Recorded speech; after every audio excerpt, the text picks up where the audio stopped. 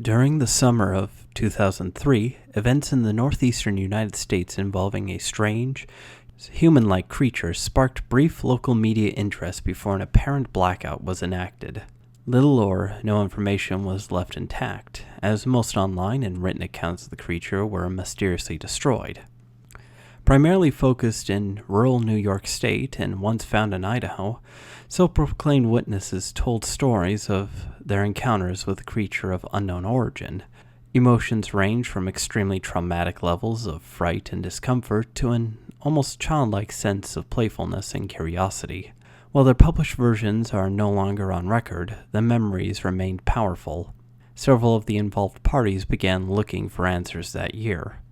In early 2006, the collaboration had accumulated nearly 24 documents dating between the 12th century and present day, spanning 4 continents. In almost all cases, the stories were identical.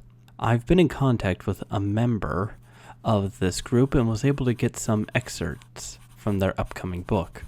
From a suicide note, 1964. As I prepare to take my life, I felt it necessary to assuage any guilt or pain I've introduced through this act. It is not the fault of anyone other than him. For once I awoke and felt his presence, and once I awoke and saw his form. Once again I awoke and heard his voice, and looked into his eyes. I cannot sleep without fear of what I might next awake to experience. I cannot ever wake. Goodbye. Found in the same wooden box were 2 empty envelopes addressed to William and Rose, and 1 loose personal letter with no envelope. Dearest Lenny, I have prayed for you. He spoke your name. A journal entry translated from Spanish, 1880. I have experienced the greatest terror. I have experienced the greatest terror. I have experienced the greatest terror. I see his eyes when I close mine. They are hollow, black. They saw me and pierced me. His wet hand. I will never sleep. His voice. The rest is unintelligible text. A mariner's log, 1691. He came to me in my sleep.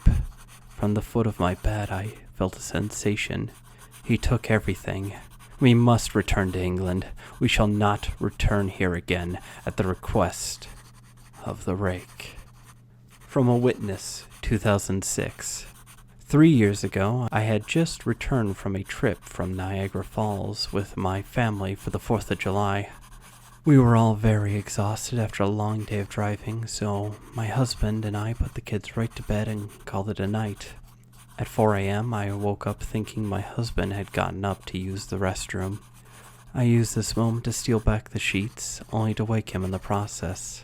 I apologized and told him I thought he got out of bed. When he turned to face me, he gasped and pulled his feet up from the end of the bed so quickly his knee almost knocked me out of the bed. He then grabbed me and said nothing. After adjusting to the dark for a half second, I was able to see what caused the strange reaction. At the foot of the bed, sitting and facing away from us, there was what appeared to be a naked man, or a large hairless dog of some sort. Its body position was disturbing and unnatural, as if it had been hit by a car or something. For some reason, I was not instantly frightened by it, but more concerned at its condition. At this point, I was somewhat under the assumption that we were supposed to help him. My husband was peering over his arm and knee, tucked into the fetal position, occasionally glancing at me before returning to the creature. In a flurry of motion, the creature scrambled around the side of the bed and then crawled quickly in a flailing sort of motion right along the bed until it was less than a foot from my husband's face. The creature was completely silent for about 30 seconds. Or probably closer to 5. It just seemed like a while. Just looking at my husband, the creature then placed its hand on his knee and ran into the hallway leading to the kids' room. I screamed and ran for the light switch, planning to stop him before he hurt my children.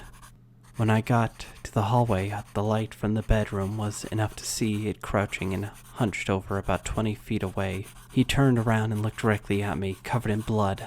I flipped the switch on the wall and saw my daughter Clara. The creature ran down the stairs while my husband and I rushed to help our daughter. She was very badly injured and spoke only once more in her short life. She said, "He is the Rake." My husband drove his car into the lake that night. While rushing our daughter to the hospital, they did not survive. Being a small town, news got around pretty quickly. The police were helpful at first, and the local newspaper took a lot of interest as well. However, the story was never published, and the local television news never followed up either. For several months, my son Justin and I stayed in a hotel near my parents' house. After we decided to return home, I began looking for answers myself. I eventually located a man in the next town over who had a similar story. We got in contact and began talking about our experiences. He knew of 2 other people in New York who had seen the creature we now referred to as the Rake. It took the 4 of us about 2 solid years of hunting on the internet and writing letters to come up with a small collection of what we believed to be accounts of the Rake. None of them gave any detail, history, or follow-up. One journal had an entry involving the creature in its first 3 pages and never mentioned it again. A ship's log explained nothing of the encounter, saying only that they were told to leave by the Rake. That was the last entry in the log. There were, however, many instances where the creature's visit was one of a series of visits with the same person. Multiple people also mentioned being spoken to, my daughter included. This led us to wonder if the Rake had visited any of us before our last encounter. I set up a digital recorder near my bed and left it running all night, every night, for 2 weeks. I would tediously scan through the sounds of me rolling around in bed each day when I woke up. By the end of the 2nd week, I was quite used to the occasional sound of sleep, while blurring through the recording at 8 times the normal speed. This took almost an hour every day. On the first day of the 3rd week, I thought I heard something different. What I found was a shrill voice. It was the Rake. I can't listen to it long enough to even begin to transcribe it. I haven't let anyone listen to it yet. All I know is that I've heard it before, and now I believe that it spoke when it was sitting in front of my husband. I don't remember hearing anything at the time, but for some reason the voice on the recorder immediately brings me back to that moment. The thoughts that must have gone through my daughter's head makes me very upset. I have not seen the Rake since he ruined my life, but I know that he has been in my room while I slept. I know and fear that one night I'll wake up to see him staring at me.